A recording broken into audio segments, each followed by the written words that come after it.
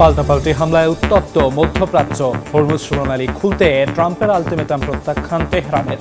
নিখোঁজ পাইলটকে উদ্ধারের দাবি ওয়াশিংটনের। ইরান যুদ্ধে আকাশপথে বড় সড় ধাক্কা খেল পরাশক্তি যুক্তরাষ্ট্র। একের পর এক বিধ্বস্ত হচ্ছে মার্কিন যুদ্ধবিমান ও রিফয়েলিং এয়ারক্রাফট। এ পর্যন্ত যুক্তরাষ্ট্রের মোট 7টি সামরিক উড়োজাহাজ ধ্বংস হল। রণক্ষেত্রে ওয়াশিংটনের জন্য পরিস্থিতি ক্রমেই জটিল হয়ে উঠছে। ইরানের সঙ্গে চলমান উত্তপ্ত পরিস্থিতিতে আকাশপথে নিজেদের নিয়ন্ত্রণ হারাচ্ছে যুক্তরাষ্ট্র। শুক্রবার পৃথক দুটি ঘটনায় বিমান বাহিনীর একটি F-15E এবং একটি A-10 যুদ্ধবিমান বিধ্বস্ত হয়েছে। এর মধ্য দিয়ে চলমান এই যুদ্ধে যুক্তরাষ্ট্রের মোট 7টি সামরিক উড়োজাহাজ ধ্বংস হওয়ার খবর নিশ্চিত হওয়া গেছে। একের পর এক বিমান হারানোয় মধ্যপ্রাচ্যের আকাশে মার্কিন আধিপত্য এখন বড় চ্যালেঞ্জের মুখে। এর আগে গত 2 মার্চ কুয়েতের আকাশে এক অনাকাঙ্ক্ষিত ঘটনা ঘটে। দেশটির নিজস্ব আকাশ প্রতিরক্ষা ব্যবস্থার যান্ত্রিক ত্রুটির কারণে 3টি মার্কিন F-15 যুদ্ধবিমান ভুলবশত ভূপাতিত হয়। যদিও সেই ঘটনায় 3টি বিমানের 6 জন ক্রু সদস্যই প্যারাসুট দিয়ে নিরাপদে বেরিয়ে আসতে সক্ষম হয়েছিলেন। তবে 12 মার্চের ঘটনায় ইরাকের আকাশে একটি KC-135 রিফুয়েলিং উড়োজাহাজ বিধ্বস্ত হয়ে নিহত হন বিমান বাহিনীর 6 সদস্য। গত 27 মার্চ সৌদি আরবের প্রিন্স সুলতান বিমান ঘাঁটিতে সরাসরি আঘাত হানে ইরানি ক্ষেপণাস্ত্র। সেই হামলায় রানওয়েতে থাকা একটি E-3 সেন্ট্রি নজরদারি উড়োজাহাজ পুরোপুরি ধ্বংস হয়ে যায়। সূত্রগুলো জানিয়েছে ওই একই হামলায় যুক্তরাষ্ট্রের আরও একটি রিফুয়েলিং উড়োজাহাজ মারাত্মকভাবে ক্ষতিগ্রস্ত হয়েছে। এছাড়া গত মাসে ইরানের আকাশ প্রতিরক্ষা ব্যবস্থার হামলায় ক্ষতিগ্রস্ত হয়ে একটি F-35 যুদ্ধবিমান জরুরি অবতরণ করতে বাধ্য হয়।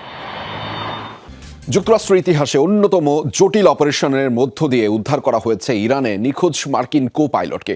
শনিবার ইরানের দক্ষিণ পশ্চিমাঞ্চলে সমন্বিত অভিযান চালায় বিশেষ বাহিনী। দুপক্ষের ব্যাপক লড়াইয়ের পর নিরাপদে তুলে নেওয়া হয় বিধ্বস্ত F-15 ফাইটার জেটের এয়ারম্যানকে। অত্যন্ত গোপন ও ঝুঁকিপূর্ণ এই অভিযানে যুক্তরাষ্ট্রের কোনো ক্ষতি হয়নি বলে দাবি মার্কিন প্রেসিডেন্ট ডোনাল্ড ট্রাম্পের। তবে আরও একটি এয়ারক্রাফট ভূপাতিতের দাবি করেছে ইরান। শত্রুর ঘরে ঢুকে বের করে আনতে হবে মার্কিন এয়ারম্যানকে।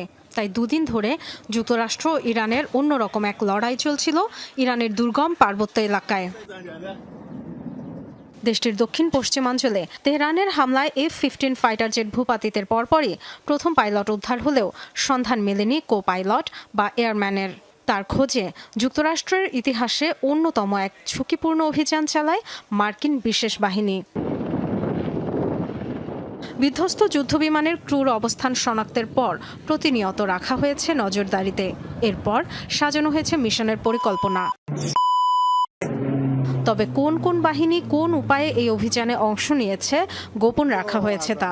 2 দিন ধরে তুলকালামের পর তৃতীয় দিনে ইরানের সাথে ব্যাপক লড়াইয়ের পর নিরাপদেই উদ্ধার হয়েছেন ওই ক্রু।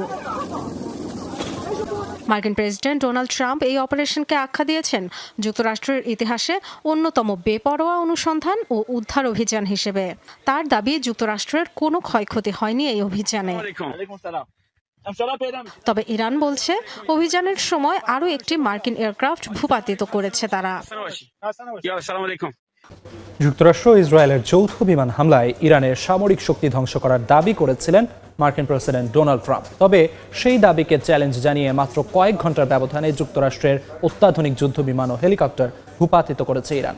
গেল 20 বছরে মার্কিন বিমান বাহিনীর ওপর এমন বড় আঘাত আর দেখা যায়নি। রাডার ব্যবস্থা ধ্বংস হওয়ার পরও অত্যাধুনিক ইনফ্রারেড প্রযুক্তির সাহায্যে এই পাল্টা হামলা চালিয়েছে ইরান। সম্প্রতি ইরানি ভূখণ্ডে যুক্তরাষ্ট্রের যুদ্ধবিমান ভূপাতিত হওয়ার খবর পাওয়া গেছে। ডোনাল্ড ট্রাম্প যখন দাবি করছেন ইরানের ক্ষেপণাস্ত্র ছোড়ার সক্ষমতা শেষ হয়ে গেছে, ঠিক তখনই এমন হামলা মার্কিন প্রতিরক্ষা বিভাগকে বড় দুশ্চিন্তায় ফেলে দিয়েছে।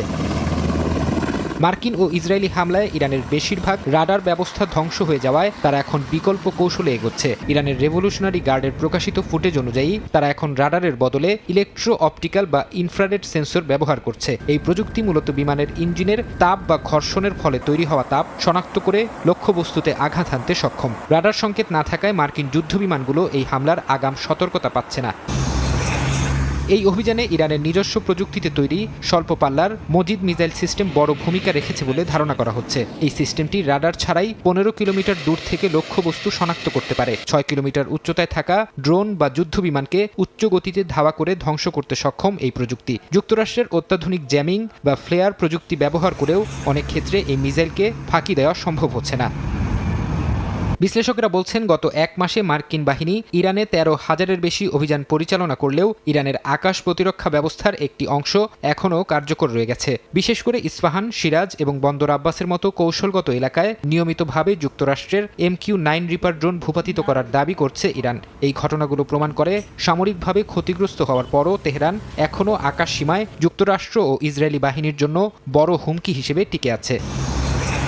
মধ্যপ্রাচ্যে যখন যুদ্ধের উত্তাপ ক্রমেই বাড়ছে, ঠিক তখনই ইউরোপের আকাশে দেখা দিয়েছে এক অদ্ভুত এবং কিছুটা গা ছমছমে দৃশ্য। নীল আকাশের জায়গায় দখল করে নিয়েছে গাঢ় কমলা, কোথাও আবার টকটকে লাল এক অস্বাভাবিক আবরণ। গ্রিসের ক্রিট দ্বীপ থেকে শুরু করে দক্ষিণ ইউরোপের বিস্তীর্ণ অঞ্চলে এই দৃশ্য এখন আতঙ্ক আর কৌতূহল দুটোই বাড়াচ্ছে। প্রশ্ন উঠছে, এটা কি কোনো অস্বাভাবিক দূষণ নাকি এর পেছনে আছে অন্য কোনো প্রাকৃতিক কারণ? কি বলছেন গবেষকরা? ডেস্ক রিপোর্টে জানাচ্ছেন ইমরান মাহমুদ। মধ্যপ্রাচ্য উত্তাল যুদ্ধে আর এর মধ্যে ইউরোপের আকাশ ধারণ করলো এক অদ্ভুত এবং কিছুটা গা ছমছমে রূপ। সাধারণ নীল আকাশের পরিবর্তে সেখানে দেখা যাচ্ছে গাঢ় কমলা এবং কিছু ক্ষেত্রে টকটকের লাল এক আস্তরণ। বিশেষ করে দক্ষিণ ইউরোপের দেশগুলোতে এই দৃশ্য সবথেকে বেশি প্রকট হয়ে দাঁড়িয়েছে। গ্রিসের ক্রিট দ্বীপ থেকে শুরু করে মধ্য ইউরোপের বিভিন্ন অংশে এখন বাতাসের রং কমলা। কিন্তু কেন? কি রহস্য লুকিয়ে এর পেছনে? আকাশের এই কমলা রঙের কারণ হচ্ছে অরেঞ্জ ডাস্ট বা কমলা ধূলিকণা। বিবিসির এক প্রতিবেদনে জানানো হয়েছে যে ধূলিকণার এই আস্তরণ এতই ঘন যে আক্রান্ত স্থানগুলোতে দৃষ্টিসীমা অত্যন্ত কমে গেছে। এছাড়া এই ধূলিমেঘ বা অরেঞ্জ ডাস্ট এখন ধীরে ধীরে উত্তর দিকে অগ্রসর হচ্ছে। গ্রিস ছাড়াও সাইপ্রাস এবং দক্ষিণ ইউরোপের অন্যান্য অঞ্চলেও এর ব্যাপক প্রভাব লক্ষ্য করা গেছে। রয়টার্সের ভিডিওতে দেখা গেছে লেবানন সীমান্তে থাকা ইসরায়েলি বাহিনীও এই ধুলার মধ্যেই অভিযান অব্যাহত রেখেছে। বিজ্ঞানীদের মতে এটি আসলে সাহারা মরুভূমির সূক্ষ্ম ধূলিকণা। সাহারা মরুভূমি বিশ্বের বৃহত্তম তপ্ত মরুভূমি, যার উপরিভাগ খনিজ সমৃদ্ধ বালু এবং ধূলিকণায় গঠিত। ইরানে যুক্তরাষ্ট্র ইসরায়েলের হামলা অব্যাহত রয়েছে। শনিবার দেশটির রাসায়নিক শিল্প অঞ্চল টার্গেট করে ব্যাপক হামলা চালিয়েছে যৌথ বাহিনী। খুজেস্তান প্রদেশে আক্রান্ত হয়েছে বেশ কয়েকটি পেট্রোকেমিক্যাল স্থাপনা। অগ্নিকাণ্ডের ঘটনাও হয়েছে। শাহর পেট্রোকেমিক্যাল জোনে হামলায় নিহত হয়েছে 5 জন, আহত 170 জন। ইসরায়েলি প্রধানমন্ত্রী বেনিয়ামিন নেতানিয়াহুর দাবি, বিস্ফোরক তৈরি করা হতো অঞ্চলটির কারখানাগুলোয়। আর দাবিলে বোমা বর্ষণে প্রাণ হারিয়েছে 3 জন, আহত 3 জন। তেহরান জুড়ে ফাইটার জেট উঠছে আকাশে, পাওয়া গেছে ব্যাপক বিস্ফোরণের আওয়াজও। ইরানের রাজধানীতে আবারও হামলার শিকার একটি বিশ্ববিদ্যালয়ে বোমা ফেলা হয়েছে, হাসপাতালেও।